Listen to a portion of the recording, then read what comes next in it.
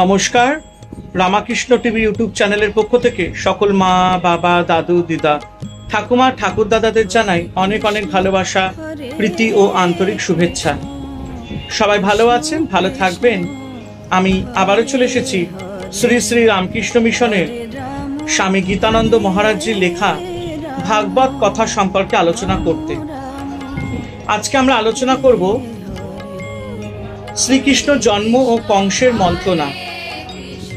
এবং একটা কথা বলবো শুরু করার আগে, যারা যারা আমার ভাগবত কথার আগের ভিডিও বা এপিসোডগুলি মিস করেছেন, অবশ্যই আমার ইউটিউব চ্যানেল রামাকৃষ্ণ টিভিতে যাবেন। ওখানে ভাগবত কথা প্লেলিস্টে গেলে আপনারা আমার আগের ভাগবত কথার যে ভিডিও বা এপিসোডগুলো আপনারা দেখা মিস করেছে সেগুলো আপনারা দেখে নিতে পারবেন।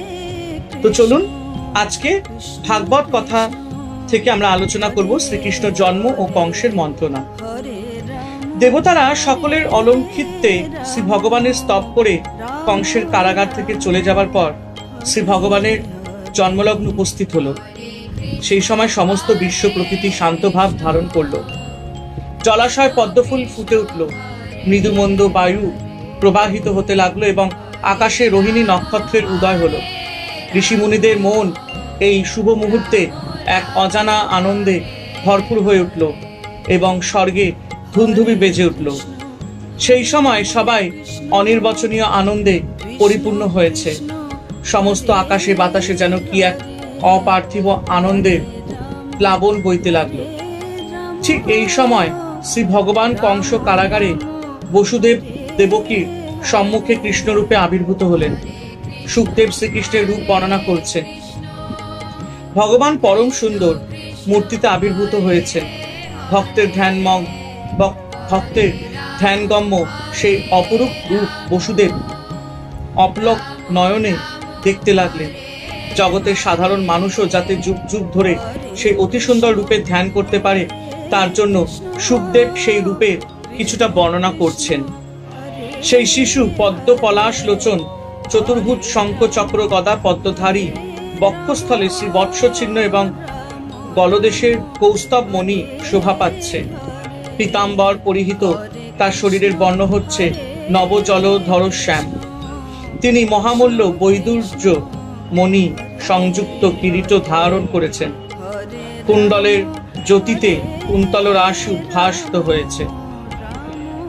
এমন অদ্ভুত মহা তেজময় বালককে বসুদেব প্রাণ ভরে দেখতে লাগলেন। শ্রী ভগবান তার পুত্ররূপে জন্মেছেন দেখে বিস্ময় এবং আনন্দে বসুদেবের নয়ন যুগল উৎফুল্ল হয়ে উঠল। বসুদেব যদিও তখন কংসের কারাগারে আবদ্ধ, তবুও তিনি মনে মনে ব্রাহ্মণদের 10,000 দুগ্ধবতী গাভী দান করলেন। বসুদেবের বিস্মিত হওয়ার 4টি কারণ বলা হয়েছে। প্রথম, বসুদেব ভাবলেন, আমি মায়ামুগ্ধ জীব, কংসের কারাগারে আবদ্ধ রয়েছি। জানি না কোন মহা সৌভাগ্যের ফলে মুনি ঋষিরা পর্যন্ত যুগ যুগ তপস্যা করে যার দর্শন পান না, আমি কিনা এই কারাগারে বসে তার দর্শন পেলাম। এও কি সম্ভব? দ্বিতীয়, যিনি পরব্রহ্ম সর্বব্যাপী, তিনি কেমন করে মানুষের গর্ভে জন্ম নিতে পারেন? অসীমকে কি সীমার মধ্যে আবদ্ধ করা যায়? তৃতীয়, সাধারণত উলঙ্গ অবস্থাতেই তো শিশুদের জন্ম হয়ে থাকে, কিন্তু এই অদ্ভুত শিশু যে পীত বস্ত্র এবং বিবিধ ভূষণে সজ্জিত হয়ে 4 হাতে শঙ্খ চক্র গদা পদ্ম ধারণ করে আবির্ভূত হয়েছে। যিনি মহাকালেরও কালস্বরূপ, সেই আদিপুরুষ নারায়ণ কিনা আমার মতো ক্ষুদ্র জীবের কংস ভয় দূর করার জন্য আমার পুত্ররূপে জন্মগ্রহণ করেছেন। মরি মরি, এই দয়ার সীমা পরিসীমা নেই। শিশুর অঙ্গ জ্যোতিতে তখন সমস্ত সূতিকা গৃহ আলোকিত হয়েছে দেখে বসুদেব নিশ্চিন্ত রূপে অনুভব করলেন যে যথার্থই শ্রী ভগবান আবির্ভূত হয়েছেন। কংসজনিত ভয় দূর হওয়াতে বসুদেব তখন অবনত মস্তকে করজোরে সেই শিশুরূপী ভগবানের স্তব আরম্ভ করলেন। বসুদেব বললেন, হে ভগবান, আপনি সমস্ত বিশ্ব প্রকৃতির নিয়ন্তা, নির্বিশেষ সচিতানন্দ স্বরূপ এবং সকলের অন্তর্যামী। যিনি প্রকৃতির নিয়ন্তা সচিতানন্দ স্বরূপ, তিনি তো কারোর গোচরীভূত হন না। তাকে অনুভব করে আনন্দ হয়। সেই আপনি যে আমার পুত্ররূপে আমার সম্মুখে রূপ ধারণ করে আবির্ভূত হয়েছেন, এটা আমার পরম সৌভাগ্য। বসুদেব বলছেন, আপনি প্রকৃতির নিয়ন্তা, পরম পুরুষ অপরের কাছে আপনি অজ্ঞ হলেও আমি কিন্তু আপনাকে প্রত্যক্ষ জেনেছি এবং সাক্ষাৎ দেখেছি। এই তো আমার প্রতি আপনার অপার কৃপা। বসুদেব বলছেন, সৃষ্টির পূর্বে ভগবান নিজের ত্রিগুণাত্মিকা মায়াকে বশীভূত করে এই বিশ্ব ব্রহ্মাণ্ড রচনা করে অন্তর্যামী রূপে তাতে প্রবেশ করেন বলে মনে হয়। ভগবান যিনি সর্বব্যাপী, তার পক্ষে তো কোথাও প্রবেশ করা সম্ভব নয়। অসীম কেমন করে সীমার মধ্যে প্রবেশ করতে পারে? কথাটা হলো এই যে ভগবান সর্বব্যাপী, তাই তিনি সকলের মধ্যে প্রবেশ করেছেন বলে মনে হয়। কিন্তু প্রকৃতপক্ষে যিনি অখিল ব্রহ্মাণ্ডের অধিকর্তা, তিনি দেবকীর গর্ভজাত নন। বসুদেব ভাবছেন, ভগবান ভক্তকে কৃপা করার জন্য আমার পুত্র রূপে আবির্ভূত হয়েছেন বটে, কিন্তু আমি কেমন করে তার পিতা হতে পারি? তাই বলছেন, আপনি দেবকীর গর্ভজাত নন, আপনি বিশ্বপালক। বসুদেবের কৃষ্ণ স্তুতি পড়লে মনে হয় তিনি কখনো তাকে ভগবান রূপে, আবার কখনো বা পুত্র রূপে দেখে থাকেন। যেসব লোক দেহ এবং অন্যান্য বস্তুকে আত্মা ছাড়া পৃথক বলে মনে করে, তারা মূর্খ। কারণ শ্রুতি বলছে, আত্মাই বেদাং সর্বং, আমরা যা কিছু দেখেছি সবই আত্মা বলে জানবে, আত্মা ছাড়া আর কিছুই নেই। সর্বং খল্বিদং ব্রহ্ম, সচিদানন্দ ব্রহ্ম ছাড়া আর কোনো কিছুই পারমার্থিক সত্তা নেই। সুতরাং ভগবানই সর্বাত্মা, সর্বস্বরূপ, সর্বব্যাপী। বসুদেব বলছেন, দেহাদি কোনো বস্তুই চিরসত্য নয়, একমাত্র আত্মাই চিরসত্য। সুতরাং আত্মাকে ছেড়ে যারা দেহাদি ভোগ সুখের জন্য লালায়িত হয়, তারা নিতান্তই মূর্খ। আপনার যারা ভক্ত, তারা পরমাত্ম স্বরূপ, আপনাকে ছাড়া অনিত্য বস্তুকে ঘৃণা ভরে ত্যাগ করে। আর অজ্ঞ ব্যক্তিরা ওইসব অনিত্য বস্তুকেই পরম আদরে গ্রহণ করে থাকে। হে সর্বব্যাপক, আপনি নিষ্পৃহ, সর্বচেষ্টারহিত, গুণাতীত এবং বিকার শূন্য হলেও আপনার থেকেই জগতের সৃষ্টি স্থিতি প্রলয় হয়ে থাকে। এই তো শাস্ত্রের কথা।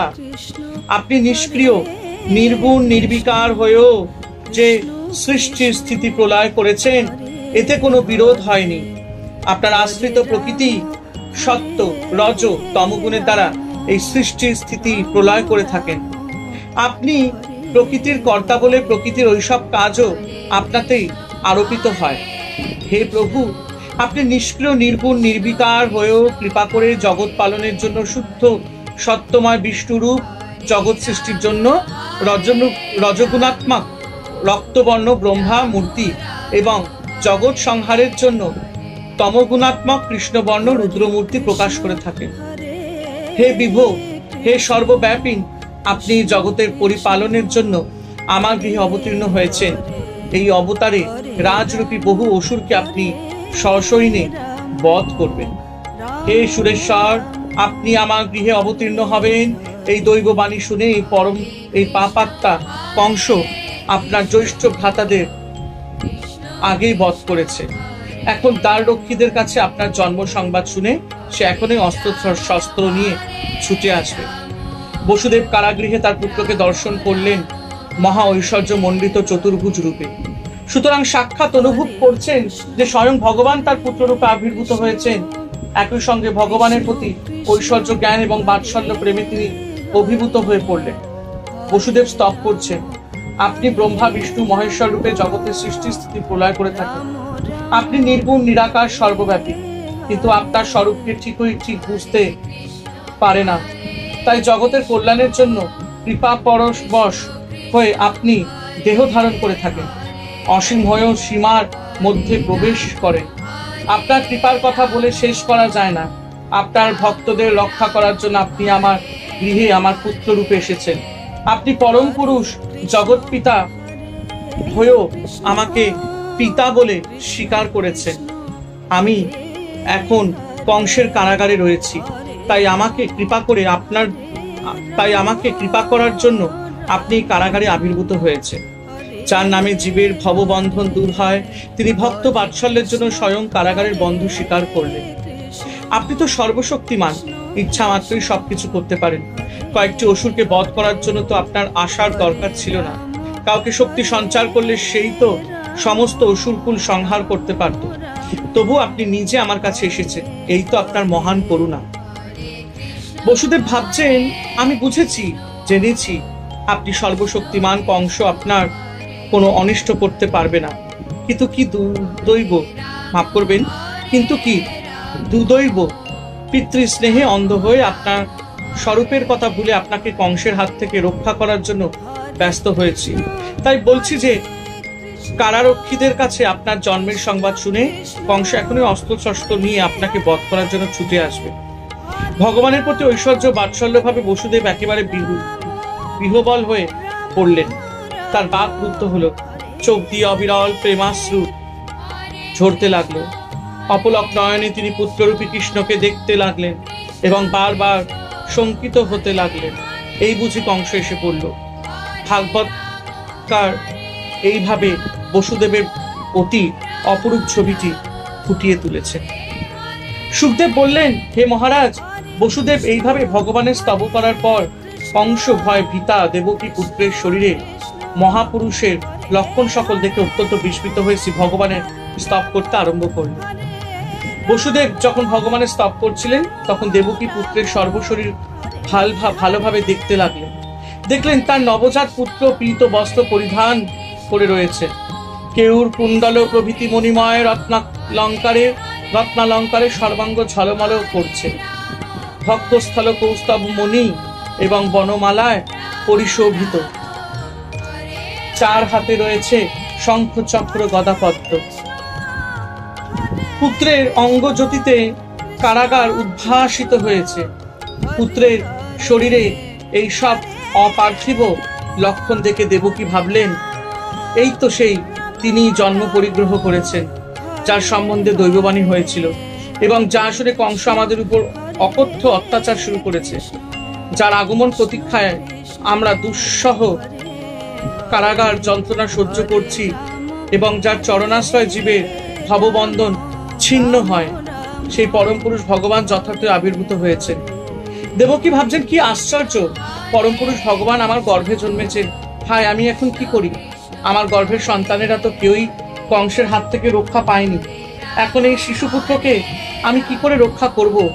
পুত্রকে ঈশ্বর ভাবে দেখে দেবকীর বিস্ময় এবং সন্তান ভাবের জন্য দেবকীর ভয় একই সঙ্গে দেবকীকে বিহ্বল করে তুলল। তাই তিনি করজোড়ে পুত্ররূপী শ্রী ভগবানের স্তব করতে লাগলেন। হে প্রভু, বেদে যাকে অব্যক্ত সর্বকারণের কারণ, বৃহত্তম চেতন স্বরূপ, নির্গুণ নির্বিকার সত্তা মাত্র, নির্বিশেষ নিশ্চেষ্ট এবং অনির্বচনীয় তত্ত্ব বলা হয়ে থাকে, আপনি সেই সর্বতত্ত্ব জ্ঞান প্রকাশক সাক্ষাৎ ভগবান। দেবকী বলছেন, আপনার স্বরূপ নির্ণয় করা অথবা তা প্রকাশ করার সাধ্য কারোরই নেই। মন আপনাকে মনন করতে পারে না, ইন্দ্রিয়গুলি আপনাকে অনুভব করতে পারে না, সেই জন্য আপনি বাক্য মনের অতীত, অনির্বচনীয়। আপনাকে ব্যক্ত করা যায় না বলেই যে আপনার অস্তিত্ব নেই এমন কথা বলা যায় না, কারণ আপনি সর্বকারণের কারণ। আপনার থেকেই সকল বস্তুর উৎপত্তি হয়, কিন্তু আপনার উৎপত্তি নেই। তবু যে দেখতে পাচ্ছি আপনি আমার পুত্র রূপে আবির্ভূত হয়েছেন, এটা আপনার উৎপত্তি নয়। কৃপা পরবশ হয়ে আপনি আপনার নিত্যসিদ্ধ শ্রীমূর্তি প্রকাশ করেছেন এবং এইটি যেন উৎপত্তির মতো প্রতীয়মান হচ্ছে। আপনি উৎপত্তিবিহীন হলেও আপনার আবির্ভাব উৎপত্তির মতোই যেন মনে হয়। দেবকী বলছেন, আপনি অব্যক্ত হয়েও ভক্তের কাছে, আমার কাছে প্রকাশিত হয়েছেন, সর্বব্যাপী হয়েও এই কারাগারে আমার পুত্ররূপে এসেছেন, এই তো আপনার অপার করুণা। দেবকী বলছেন, হে পুরুষ প্রবর, সকলেই মৃত্যুর অধীন, কিন্তু সকলেই মৃত্যুর হাত থেকে বাঁচবার জন্য এদিক ওদিক ছোটাছুটি করছে। মৃত্যু কাল সর্পরূপে তাদের পেছনে পেছনে ধাওয়া করে কোথাও নির্ভয় থাকতে দেয় না। বহু সুকৃতির ফলে জীব যখন তোমার আশ্রয় গ্রহণ করে, তখনই মাত্র সে মৃত্যু ভয় অতিক্রম করে থাকে। মৃত্যুরূপ কালসর্প তখন আর তাদের কাছে ঘেঁষাতেও পারে না। জীব মৃত্যুর হাত থেকে বাঁচার জন্য কত উপায়, ঔষধ পথ্য, সস্তয়ন করে থাকে, শান্তি সস্তয়ন করে থাকেন, মাফ করবেন, কিন্তু কিছুতেই মৃত্যুকে এড়াতে পারে না। একমাত্র ভগবানের চরণরূপ ধনন্তরীকে আশ্রয় করলেই মরণ ভয় দূর হয়।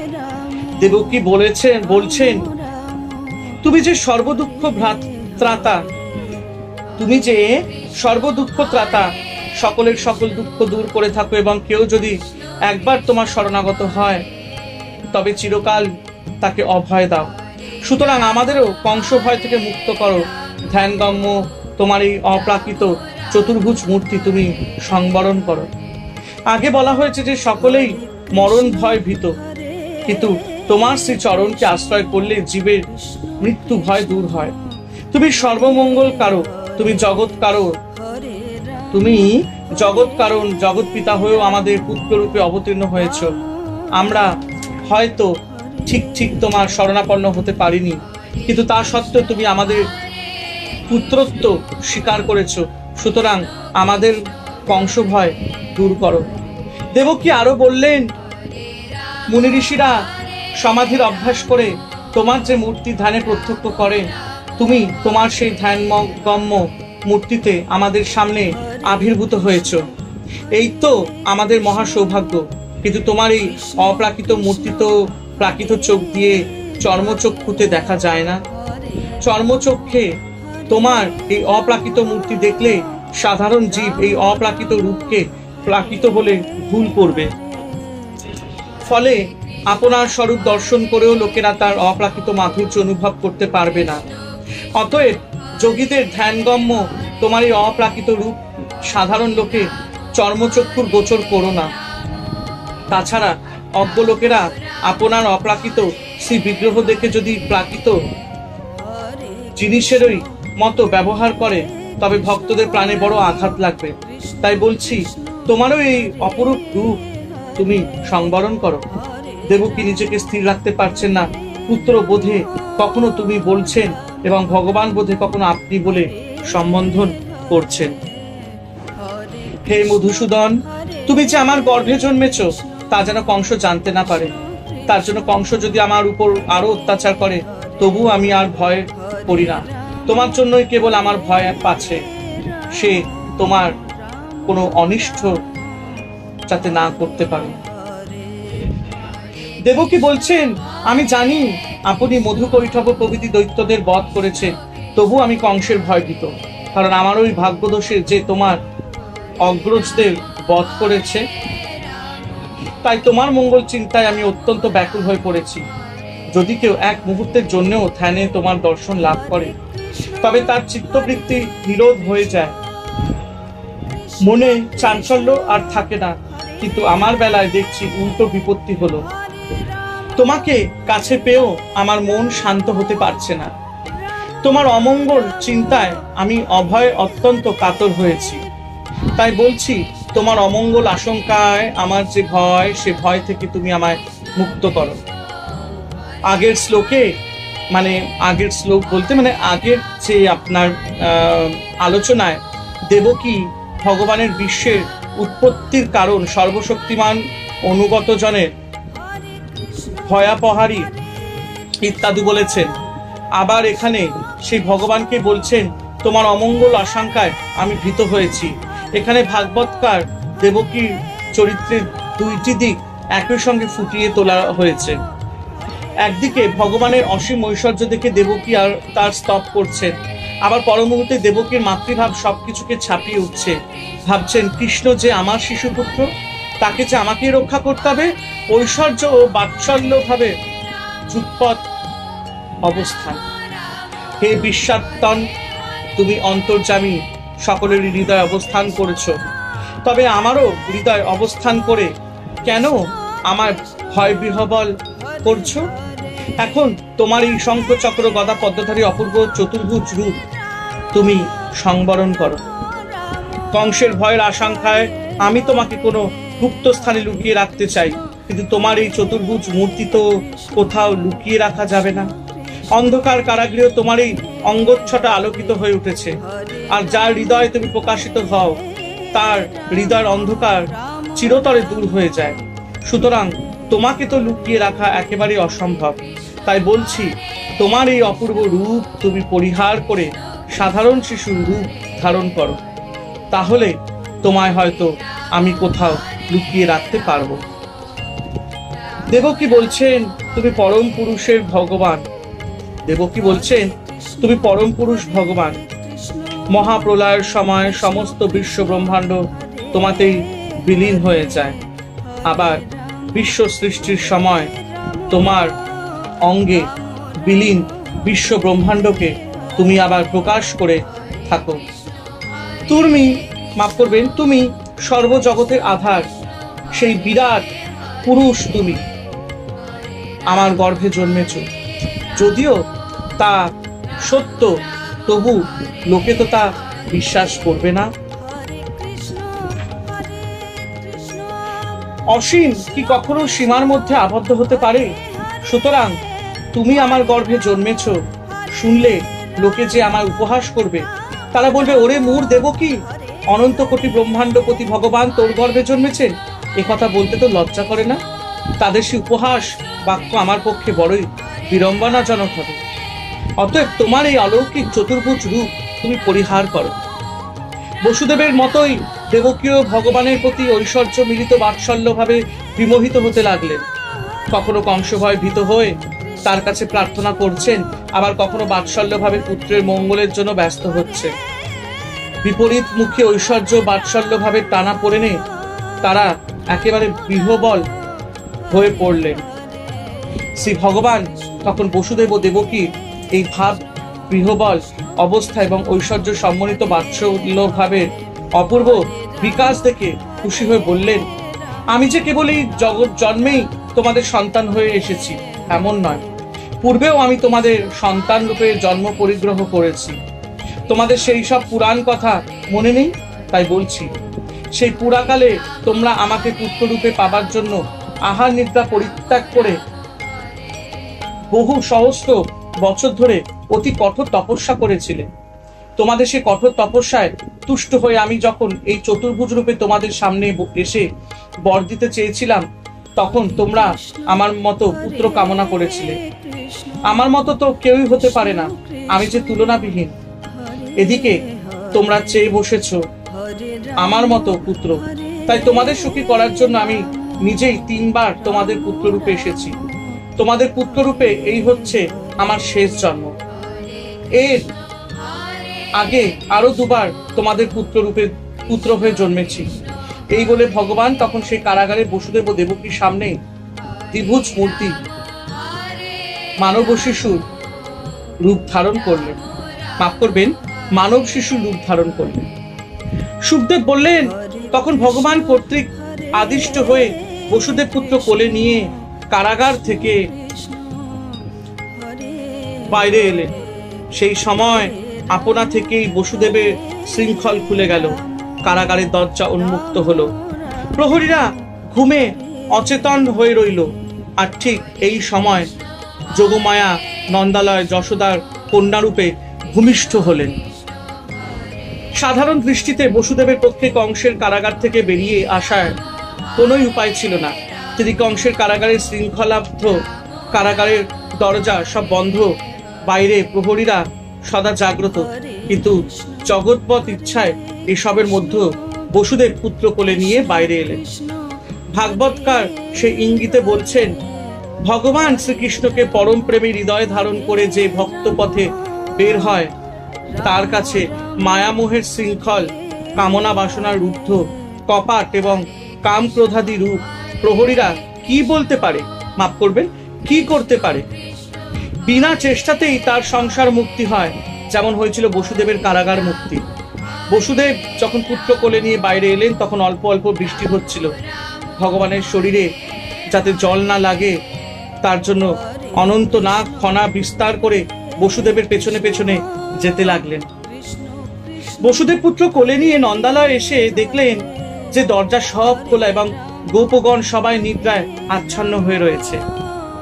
বসুদেব তখন অতি সন্তর্পে যশোদার শয্যায় নিজের পুত্রটিকে রেখে যশোদার কন্যাটিকে নিয়ে আবার কংসের কারাগারে ফিরে এসে দেবকীর শয্যায় কন্যাটিকে রাখলেন। ঠিক সেই সময় কারাগারে দ্বার সফল আবার পূর্বের মতোই আপনা থেকে বন্ধ হয়ে গেল। নন্দপত্নী যশোদা যোগমায়ার প্রভাবে নিদ্রা বেশে তার একটি সন্তান রয়েছে এই মাত্র বুঝেছিল, কিন্তু সেই সন্তানটি পুত্র না কন্যা তা না জেনে মায়ার প্রভাবে তিনি নিদ্রা অচেতন হয়ে পড়েছিল। দেখা যাচ্ছে নন্দরাজ যশোদা এবং ব্রজবাসীগণ কেউই জানতেও পারলেন না যে যশোদার বাস্তবিক কন্যা হয়েছিল, পুত্র নয়। কিন্তু নিজের সন্তান না হলে তার উপর পরিপূর্ণ বাৎসল্য ভাব তো আসে না। তাই ভগবান যশোদা নন্দরাজকে পরিপূর্ণ বাৎসল্য প্রেমরস পান করার জন্যই যোগমায়াকে দিয়ে এই গোপনতার আশ্রয় নিয়েছিলেন। যশোদা জেগে উঠে দেখলেন নীল পদ্মের মতো অতি অপরূপ একটি শিশু জন্মগ্রহণ করেছেন। তখন যশোদার আনন্দের আর সীমা পরিসীমা রইল না। এদিকে কংসের কারাগারে শ্রী ভগবানের ইচ্ছা অনুযায়ী সমস্ত ব্যবস্থা ঠিকঠাক হয়ে গেল। অর্থাৎ বসুদেব যশোদার কন্যা যোগমায়াকে নিয়ে কারাগারে ফিরে এসেছেন। লৌহ শিখল আবার পরিধান করেছেন।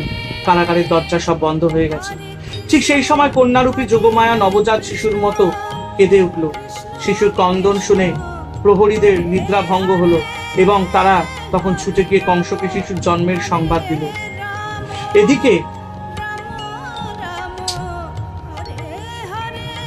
কংসের চোখে তো ঘুম নেই, ভাবছেন কখন দেবকীর অষ্টম গর্ভের সন্তান যে তাকে বধ করবার জন্য আসছে তার জন্ম হবে। প্রহরীদের কাছে সংবাদ পেয়ে কংস তাড়াতাড়ি ভয় বিহল চিত্তে কারাগারে এসে প্রবেশ করলেন। কংসকে আসতে দেখে দেবকী যদিও নিজের পুত্রের জন্য নিশ্চিন্তই ছিলেন, তবুও তার সখী যশোদার কন্যাটির বিনাশের আশঙ্কায় ব্যাকুল হয়ে কংসকে অতি কাতরভাবে বললেন, তুমি তো আমার অনেকগুলি সন্তানকে বধ করেছ, এ তো পুত্র না, এ তো কন্যা, তাই বলছি একে তুমি আর বধ করো না।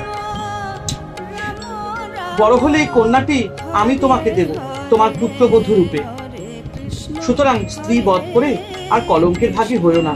কিন্তু কংস তো ভালো কথা শুনবার লোক নয়। সে দেবকীর হাত থেকে কন্যাটিকে ছিনিয়ে নিয়ে সজোরে পাথরের উপর আছাড় মারল। শ্রীকৃষ্ণের সেই কনিষ্ঠা ভগিনী কংসের হাত থেকে নিক্ষিপ্ত হয়ে তখনই অষ্টভুজা দেবীর মূর্তি ধারণ করলেন। তার 8টি হাতে ধনু, শূল, বাণ, চর্ম, খড়গ, শঙ্খ, চক্র, গদা শোভা পেতে লাগলো। বিবিধ বসন, ভূষণ এবং মাল্য চন্দনে ভূষিত হয়ে তিনি আকাশে কংসাদি সকলের দৃষ্টিগোচর হয়ে কংসকে সম্বোধন করে বললেন, হে পাপিষ্ঠ, রে পাপিষ্ঠ, আমায় বধ করে তোর কি লাভ হতো? তোর শত্রু যে তোকে পূর্বজন্মে বধ করেছিল, এবারও সে তোকে বধ করবার জন্য জন্মগ্রহণ করেছে। সে যাই হোক, তুই আর এদের কথা বৃথা কষ্ট দিস না। এই বলে সে কন্যারূপী যোগমায়া আকাশে অদৃশ্য হয়ে গেলেন। যোগমায়ার কথা শুনে এবং তার ঐশ্বর্যাদি দেখে কংস পরম বিস্মিত হয়ে ভাবল, দেবকীর গর্ভে ভগবতী দুর্গার জন্ম কেমন করে হলো, আর পূর্বের সেই দৈববাণী বা কেমন করে মিথ্যা হলো। এইসব ভাবতে ভাবতে ব্যাকুল হয়ে কংস তখন দেবকী বসুদেবের শৃঙ্খল মোচন করে তাদের বলতে লাগলেন, হে আমার ভগ্নী, হে ভগ্নীপতি, আমি বড়ই পাপিষ্ঠ। রাক্ষসেরা যেমন সন্তান জন্মানো মাত্র ভক্ষণ করে, আমিও সেই রকম তোমাদের অনেকগুলি পুত্র সন্তান বধ করেছি। হায়, আমি কি নিষ্ঠুরের মতোই না কাজ করেছি। নিরপরাধ ভাগিনীয়দের অযথা বধ করে তোমাদের মতো জ্ঞাতি বন্ধুদের পরিত্যাগ করেছি। হায়, আমার কি গতি হবে? ইহলোকে জীবিত থাকলেও আমি মৃতবৎ। আমার এই সব পাপের চেয়ে কোনো প্রায়শ্চিত্তও নেই। তবে হ্যাঁ, একটা কথা আছে, এই সব ঘৃণিত কাজের জন্য একমাত্র আমিই দোষী নই, দেবতারাও দোষী। কেননা দৈববাণীর উপর নির্ভর করেই আমি দেবকীর সন্তানদের বধ করেছি। এতদিন জানতাম যে মানুষেরাই কেবল মিথ্যা কথা বলে, এখন দেখছি দেবতারাও যে মিথ্যা কথা বলে। হায়, দৈববাণীর উপর নির্ভর করে আমি কি জঘন্য কাজটাই না করেছি। কংস তখন শাস্ত্রের কথা বলে বসুদেব ও দেবকীকে সান্ত্বনা দিতে লাগলো। কংস বলল, তোমরা মহাভাগ্যবান, কারণ শ্রী দুর্গাকে তোমরা কন্যা রূপে পেয়েছ। সুতরাং অপর পুত্রে তোমাদের আর প্রয়োজন কি? মানুষ নিজ নিজ কর্মফল অনুসারে সুখ দুঃখ ভোগ করে থাকে। প্রাণী মাত্রই দৈববাণী, সুতরাং নিজের নিজের কর্মফল এবং দৈববশে জীবেরা চিরকাল আত্মীয় স্বজনের সঙ্গে একত্রে বাস করতে পারে না, পরস্পরের বিচ্ছেদ হয়েই থাকে। সুতরাং পুত্রদের জন্য তোমরা আর শোক করো না। কংস আরো বলল, এই পৃথিবীতে বস্তু সমূহ উৎপন্ন হয়ে আবার ধ্বংসপ্রাপ্ত হয়, কিন্তু তাতে পৃথিবীর কোনো ক্ষতি হয় না। সেই রকম আত্মাতে দেহাদি বিষয় উৎপন্ন হয়ে আবার ধ্বংস হয়, কিন্তু আত্মার ধ্বংস হয় না, দেহেরই বিকার হয়। আত্মা নির্বিকার। যাদের এই জ্ঞান নেই তাদের দেহে আত্মবুদ্ধি হয় এবং এই বুদ্ধি থেকেই দেহ ও আত্মা অপৃথক বলে মনে করে। এই অভেদ জ্ঞানের জন্যই মানুষ পুণ্য জন্ম মৃত্যু এবং পুত্রাদির সাথে মিলন বিরহ জড়িত সুখ দুঃখ ভোগ করে থাকে। এর ফলে তাদের আর সংসার দুঃখে নিবৃত্তি হয় না। কংস আরো বলল, দেহ কখনো আত্মা নয় এবং আত্মার কখনো বিনাশ নেই। সুতরাং তোমাদের সন্তানদের বধ করলেও তাদের আত্মার বিনাশ হয়নি, এই প্রকৃতপক্ষে তাদের বধ করাও হয়নি। অতএব অজ্ঞান দৃষ্টিতে তাদের বধ করেছি বলে মনে হলেও তাদের জন্য আর বৃথা শোক করো না। যদি বলো আমাদের তো আত্মজ্ঞান হয়নি, আমরা যে পুত্রদের জন্য বড়ই ব্যাকুল হয়েছি, তার উত্তরে বলছি, জীব কর্মফলের অধীন, তারা অনিচ্ছা সত্ত্বেও নিজ নিজ কর্মফল ভোগ করে থাকে। তোমাদের পুত্ররাও নিজ নিজ কর্মফল ভোগ করেছে মাত্র। শয়তান ও শাস্ত্রের দোহাই দিয়ে নিজের দোষ কাটাতে চায়। কংস বলল, আত্মজ্ঞানের অভাবে তোমরা যদি আমায় তোমাদের পুত্র হত্যা বলে দোষীও করো, তবুও বলছি আমি তোমাদের কাছে আমার অন্যায়ের জন্য ক্ষমা চাইছি। আমরা মাফ করবেন, তোমরা সাধু স্বভাবের এবং বন্ধু বৎসল, তোমরা আমায় ক্ষমা করো। এই বলে কংস তখন কাঁদতে কাঁদতে দেবকী ও বসুদেবের পা জড়িয়ে পড়ল। কংসকে অনুতপ্ত দেখে দেবকী তাকে ক্ষমা করে তার প্রতি ক্রোধ এবং নিজের শোক ত্যাগ করলেন। এই হচ্ছে মহাপুরুষের লক্ষণ। এই না হলে ভগবান তাদের ঘরে জন্ম পরিগ্রহণ করেন। বসুদেব তখন হাসতে হাসতে কংসকে বললেন, হে মহারাজ, তুমি যা বললে তা ঠিকই। দেহে আত্মবুদ্ধি করা অজ্ঞানেরই কাজ। দেহকেই আত্মা বলে মনে করে মানুষ। এ হচ্ছে আমার আপন, এ হচ্ছে আমার পর, এই রকম ভুল সিদ্ধান্ত করে থাকে। বসুদেব কংসকে মহাভাগ বলে সম্বোধন করে প্রকাশ্যে তার প্রশংসা করে বললেন, তোমার দেখছি শাস্ত্রজ্ঞানও রয়েছে, আবার প্রকারান্তরেও এও বললে তুমি মহা অভাগ, অর্থাৎ তোমার কথায় ও কাজে মিল নেই। সুতরাং তোমার মুখে এই রকম শাস্ত্রের কথা শোভা পায় না। তুমি মহা অভাগ, তোমার ব্যবহার অত্যন্ত অশোভন। সুখদেব বললেন, হে মহারাজ পরীক্ষিত, বসুদেব এবং দেবকী সন্তুষ্ট হয়ে কংসের প্রতি সাদর সম্ভাষণ করলে কংস তাদের অনুমতি নিয়ে নিজের ঘরে চলে গেল। এইভাবে কৃষ্ণের জন্মরাত্রি অতিবাহিত হলো। দেখা যাচ্ছে মহাদুষ্ট মহাপাপীরাও সময় সময় বিবেকের দংশন হয় এবং তখন তারা ভালো হবার চেষ্টাও করে, কিন্তু তাদের সঙ্গীরা দুষ্ট পরামর্শ দিয়ে তাদের আবার পাপের পথে নিয়ে যায়। কৃষ্ণ অষ্টমীর রাত্রি প্রভাত হলে কংস প্রলম্ব, কেশী, চানুর প্রভৃতি দুষ্ট মন্ত্রীদের আহ্বান করে কন্যারূপী যোগমায়া যা যা বলেছিলেন সেসব বলতে লাগলেন। কংসের বিবরণ শুনে সেই দেবদেশী অসুররূপী মন্ত্রীরা অত্যন্ত ক্রুদ্ধ হয়ে বলতে লাগলো, বটে আপনার পূর্বশত্রু জন্মগ্রহণ করেছে। হে মহারাজ, যদি তাই হয়ে থাকে, যদি আপনার পূর্বশত্রু জন্মগ্রহণ করেই থাকে, তাহলে নগর, গ্রাম এবং ব্রজধামের সকল স্থানে 10 দিনের কম বয়স্ক এবং 10 দিনের কিছু বেশি বয়স্ক সব শিশুদেরই আমরা আজই বধ করব। তাহলে আপনার পূর্বশত্রুর নিধন হবে। যদি বলেন এইভাবে নির্বিচারে শিশু হত্যা করলে দেবতারা যদি রেগে গিয়ে যুদ্ধ করতে আসে তখন কি হবে? তার উত্তরে বলছি, দেবতারা যদি যুদ্ধ করতেই আসে তবেই বা আমাদের ক্ষতি কি? দেবতারা তো নিতান্ত কাপুরুষ, তারা তো সর্বদা আপনার ধনুকের টঙ্কার শুনেই অস্থির। তারা আবার যুদ্ধ করবে কি?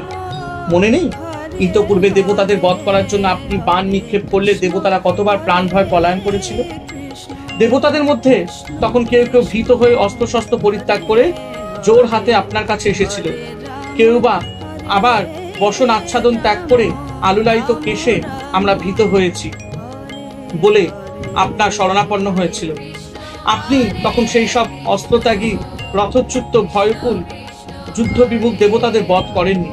আপনি তখন ধর্মভাব দেখিয়েছিলেন বলেই তো দেবতাদের আজ বংশবৃদ্ধি হয়েছে, নইলে এতদিনে তাদের কোনো অস্তিত্বই থাকতো না। যাই হোক মহারাজ, এখন আর ধর্ম নিয়ে থাকলে চলবে না, এখন আর ধর্ম করার সময় নেই। মহারাজ যদি বলেন দেবতারা যুদ্ধে হেরে গিয়ে একই রেগে রয়েছে, তার উপর নির্বিচারের শিশু হত্যা রূপ অন্যায় কাজ দেখে যদি বিক্রম প্রকাশ করে, তার উত্তরে বলছি দেবতারা যদি একটু আধটু বিক্রম প্রকাশ করে তাতে আমাদের কি এসে যায়? দেবতারা নির্ভয় দেশে যেখানে যুদ্ধ নেই সেখানে আর স্ত্রীলোকের কাছে মুখে মুখেই বীরত্ব প্রকাশ করে থাকে। সুতরাং এই রকম ভীরু দেবতাদের কাছ থেকে আমাদের কোনো ভয় নেই। তবে যদি বলেন যিনি সকলের হৃদয়ে কন্দরে বাস করেন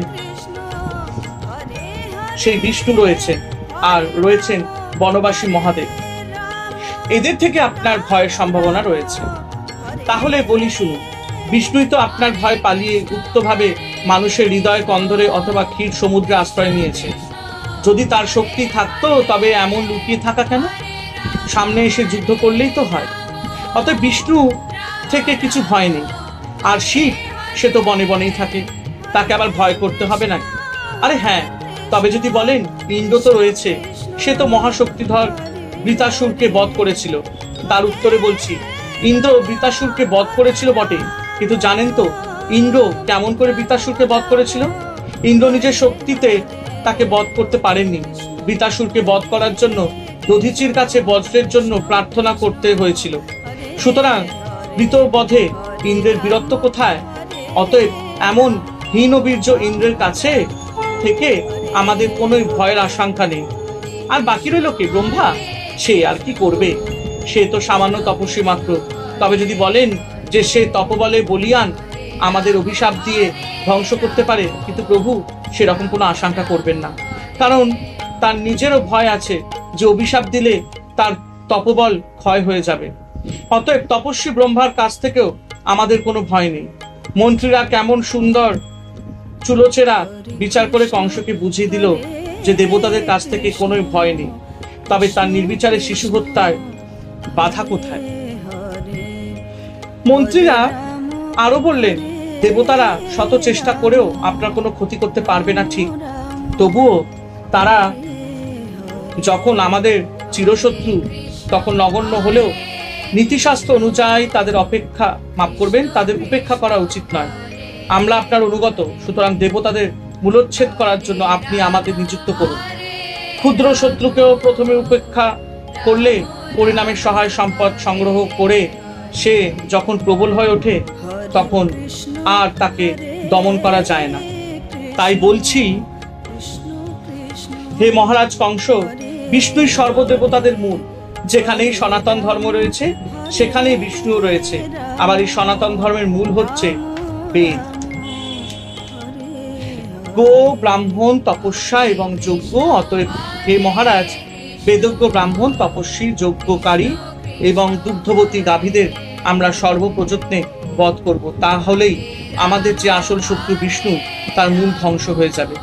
ব্রাহ্মণ, গরু, বেদ, তপস্যা, সত্য, দম, সম, শ্রদ্ধা, দয়া, তিতিক্ষা ও যজ্ঞ, এইগুলি হলো বিষ্ণুর দেহস্বরূপ। সুতরাং এদের ধ্বংস করলেই বিষ্ণুরও ধ্বংস অনিবার্য। তাছাড়া বিষ্ণু হলো ঘোর অসুর বিদেশী, কিন্তু সে গোপনে হৃদয় কন্দরে অবস্থান করে, তাকে খুঁজে পাওয়া যায় না।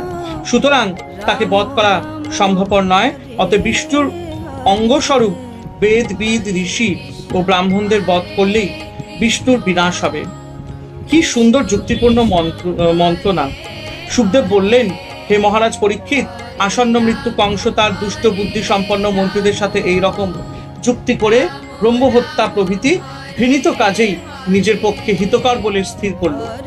মানুষ যখন সনাতন ধর্মশাস্ত্র নির্দেশিত পথ থেকে দূরে যেতে চায় তখন সে শাস্ত্রকে অবলম্বন করেই, শাস্ত্রের অপব্যাখ্যা করেই সনাতন ধর্ম থেকে দূরে সরে যায়। তারা তখন যেন কাল পাশে আবদ্ধ হয়ে মৃত্যুর দিকে এগিয়ে চলে। কংস তখন মন্ত্রীদের কথা অনুযায়ী সাধু লোকদের হিংসা করার জন্য পরদ্রোহ পরায়ণ ইচ্ছামতো রূপ ধারণ করতে পারে এমন সব অসুরদের চারিদিকে পাঠিয়ে দিয়ে নিজের স্বগৃহে প্রবেশ করলো। তখন সেই সব অসুরেরা হিতাহিত জ্ঞান শূন্য হয়ে নিরীহ ব্যক্তিদের উপর অত্যাচার আরম্ভ করলো। সৎ ব্যক্তির প্রতি বিদ্বেষ করলে যে কেবল মৃত্যুই হয় তা নয়, ভগবত ভক্তদের যদি অপমানও করা হয় তবে সেই পাপে অপমানকারীর আয়ু, শ্রী, যশ, ধর্ম, পরলোকের স্বর্গাদি লোক সমস্ত নষ্ট হয়ে যায়। অতএব মহতের মর্যাদা যাতে লঙ্ঘন করা না হয় তার জন্য সকলের অত্যন্ত সাবধান হওয়া উচিত। হরে কৃষ্ণ কৃষ্ণ কৃষ্ণ হরে হরে, হরে রাম রাম রাম হরে হরে। জয় শিব শম্ভু, জয় দেবী দুর্গা দুর্গতি নাশিনী, জয় মা কালী।